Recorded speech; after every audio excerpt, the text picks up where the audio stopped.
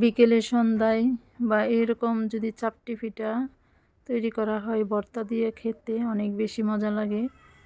অনেক বেশি ঝাল ঝাল করে ভর্তা দিয়ে এরকম চাপটি পিঠা খেতে অনেক ভালো লাগে। অনেক দিন পরে আজ ভর্তা দিয়ে চাপটি পিঠা খেলাম।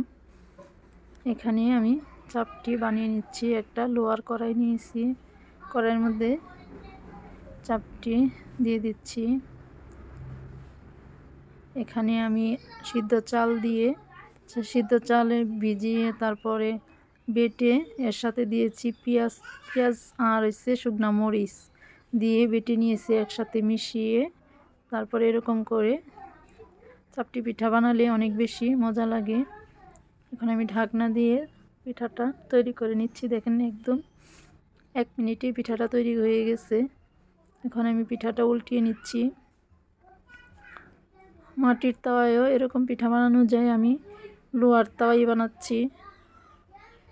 আলহামদুলিল্লাহ, এরকম চাপটি পিঠা ভর্তা দিয়ে খেতে অনেক বেশি মজা।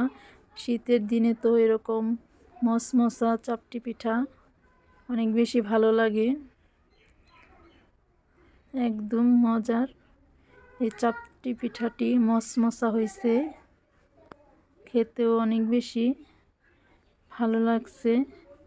এখানে আমি শুটকির ভর্তা নিয়েছি আর নিয়েছি মরিচ পেঁয়াজ দিয়ে ভর্তা, মরিচ পেঁয়াজের একটু ভর্তা, 2 ধরনের ভর্তা নিয়েছি। ঝাল ঝাল করে এরকম চাপটি বানিয়ে শীতের সন্ধ্যায় বা বিকেলে নাস্তা হিসাবে অনেক বেশি খেতে ভালো লাগে।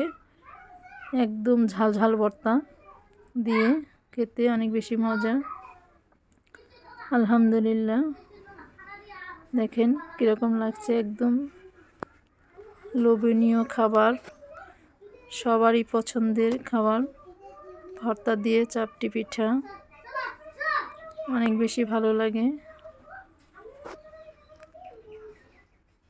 আলহামদুলিল্লাহ, অনেক দিন পরে খেলাম আজ চাপটি পিঠা, একটা লোভনীয় খাবার। চাপটি পিঠা ভর্তা দিয়ে কার না পছন্দ, সবারই পছন্দ। এভাবে চাপটি পিঠা বানিয়ে খেলে অনেক বেশি ভালো লাগে।